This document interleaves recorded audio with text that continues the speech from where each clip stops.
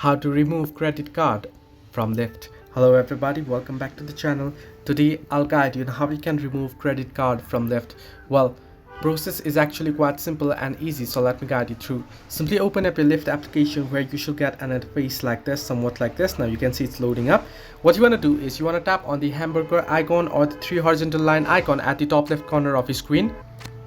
Now, once here you can see notifications option, invite friends option, ride history option, and below ride history you can see the payment option. Simply tap on payment option there and you can see payment methods. Now if you have your payment methods here, you'll simply find it here. In my case, I haven't added any payment methods as you can see, but here you'll find it here, and you want to tap on the payment method or the credit card that you have saved that you wish to delete, and then simply tap the delete button and enter in your password if it asks for, and then you can simply remove it. So this way you can easily remove credit card from Lyft. If you wish to add it, you can simply tap on add payment method and you'll be able to add it back again. Hope this helped you. Do like and subscribe, and not forget to leave a comment down below if you have any further issues.